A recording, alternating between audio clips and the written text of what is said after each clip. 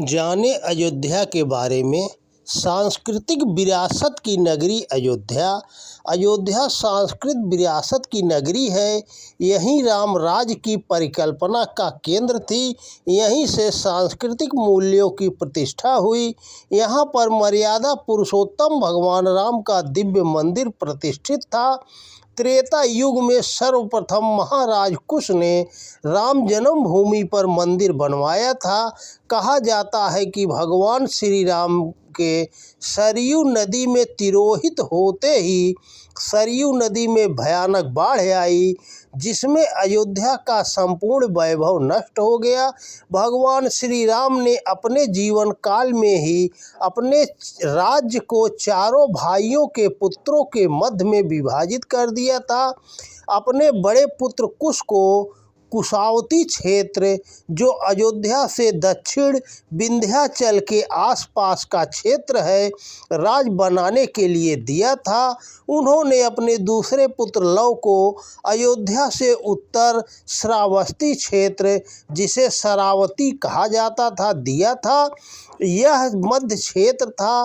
भरत के पुत्रों में से तक्ष को तक्षशिला और पुष्कल को पुष्कलावती पेशावर पश्चिम का क्षेत्र दिया था। लक्ष्मण पुत्र चंद्रकेतु को मल्ल देश और अंगद को कारुपथ मध्य पूर्व क्षेत्र सौंपा था।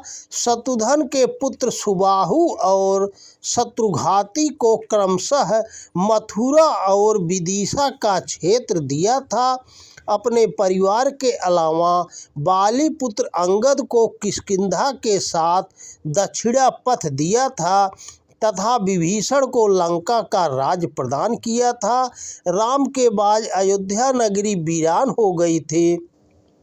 कुश, जिनको कौशल का राज्य मिला था, उन्होंने कुशावती क्षेत्र में कौशाम्बी को अपनी राजधानी बनाया, मगर कुछ दिनों बाद उन्होंने फिर से अयोध्या को अपनी राजधानी बनाया और राम जन्मभूमि पर सर्वप्रथम राम का मंदिर बनवाया। उन्होंने श्री राम की कीर्ति को चिरस्थायी बनाने के लिए उनके जन्म स्थल पर एक भव्य मंदिर का निर्माण कराया। लोमस रामायण के अनुसार यह मंदिर कसौटी पत्थर के 84 खंभों पर बना हुआ था। महाराज कुश के द्वारा श्री राम जन्मभूमि पर निर्मित मंदिर बना रहा, पूज्य रहा, श्रद्धा का स्थान रहा। अयोध्या में सूर्यवंशी अनेक नरेशों की पीढ़ियां बीतती गई।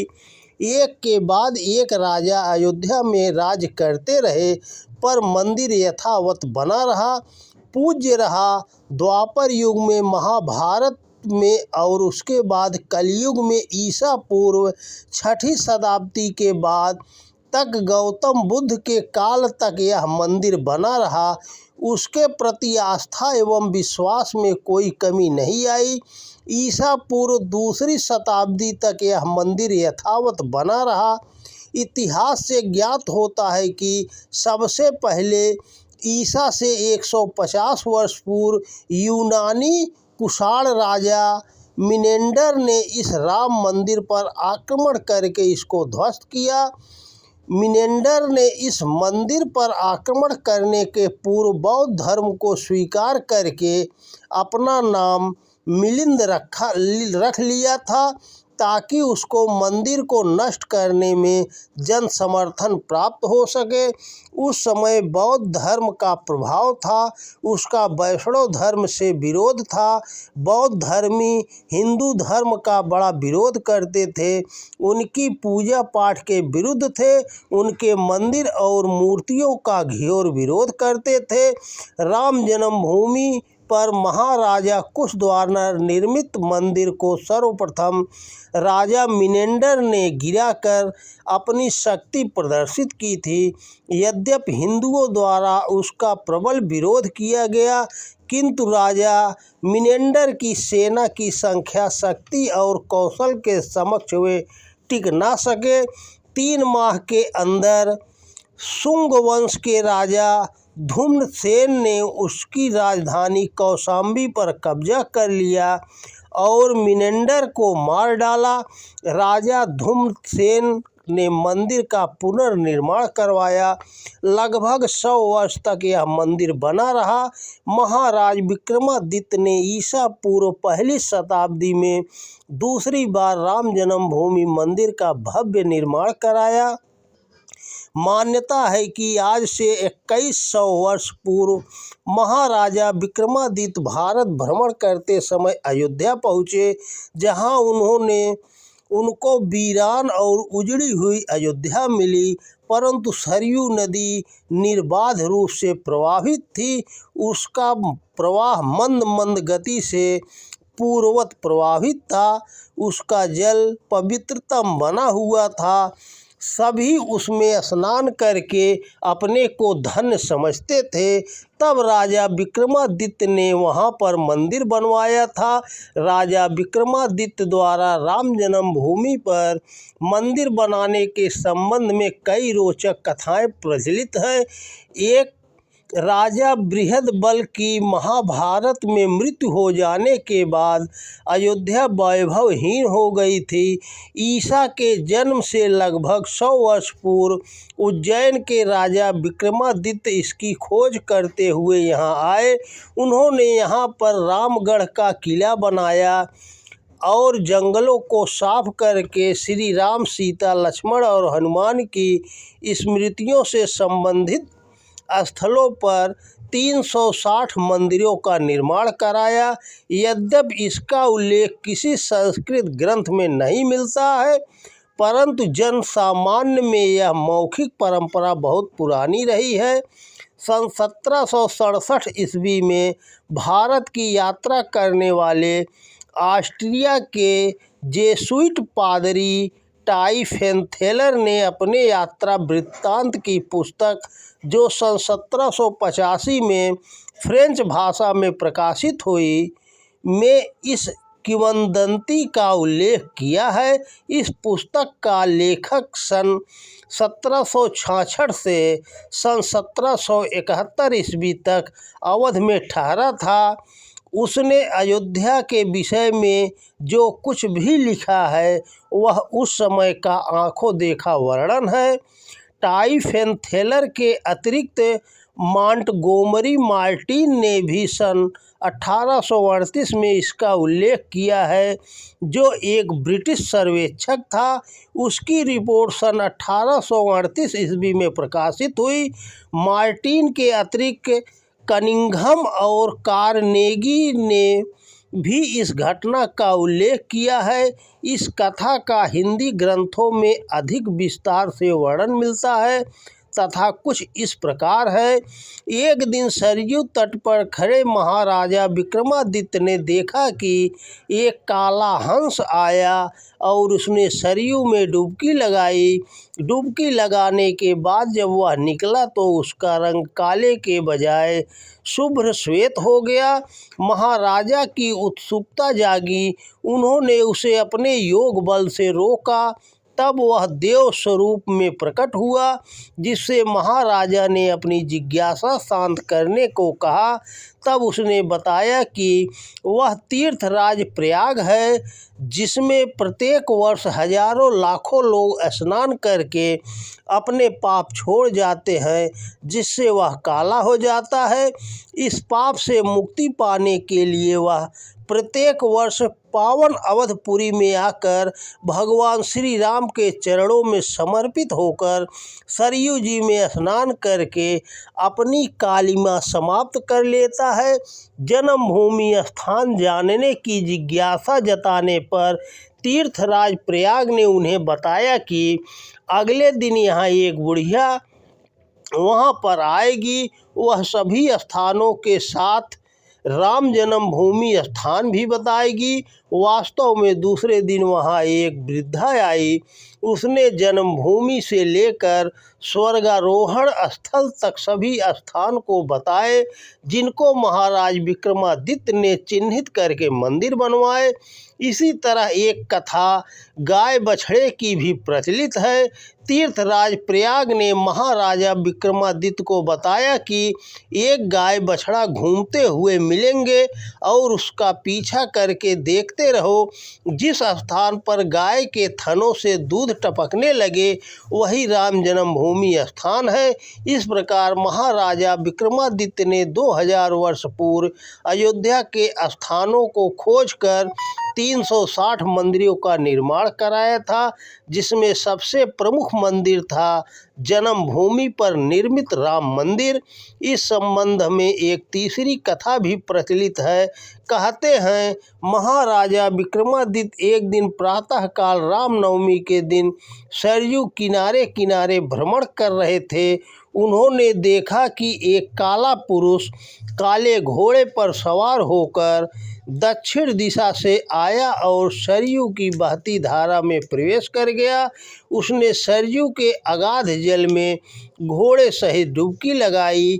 जब वह सरयू से बाहर निकला तब वह बिल्कुल सफ़ेद हो गया था, उसका घोड़ा भी सफ़ेद हो गया था।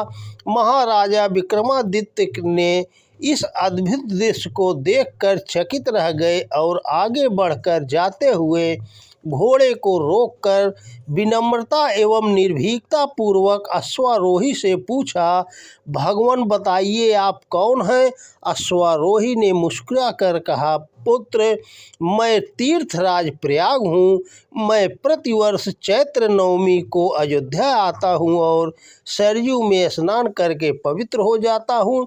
मुझे मालूम है कि तुम प्राचीन अयोध्या की खोज करना चाहते हो, इस कारण आज मैं तुम्हारे सामने प्रकट रूप में आया हूँ, वरना गुप्त रूप से आकर गुप्त स्नान करके वापस चला जाता हूँ। मैं तुमको प्राचीन अयोध्या की जानकारी देना चाहता हूँ। यह अयोध्या भगवान राम की पवित्र नगरी है, जिसका तुम जीर्णोद्धार करो। विक्रमादित्य ने कहा, भगवान कृपा करके मुझे दिव्य स्थलों का परिचय कराइए, जिससे मैं उनका सुचारू रूप से उद्धार कर सकूं। तीर्थराज ने कहा, तुम अपने घोड़े पर सवार होकर मेरे साथ साथ चलो। विक्रमादित्य वैसा ही किया। प्रयागराज दिव्य स्थलों का पता बताते गए और विक्रमादित्य अपने भाले से उन स्थानों पर चिन्ह लगाते गए, जिनकी कुल संख्या 360 थी। इन्हीं 360 स्थानों पर उन्होंने मंदिर का निर्माण कराया, जिसमें एक मंदिर राम जन्मभूमि का भी था।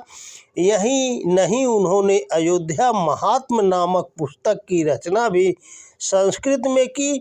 अयोध्यापुरी के मंदिरों के जीर्णोद्धार की स्मृति में महाराजा विक्रमादित्य ने अपना विक्रमी संवत चलाया, जो आज भी चल रहा है। उसको प्रारंभ हुए 2077 वर्ष हो चुके हैं। इसके पहले युधिष्ठिर संवत चलता था, जो महाराजा विक्रमादित्य द्वारा अयोध्या पुनर्निर्माण के समय तक 2426 वर्ष पूरा कर चुका था।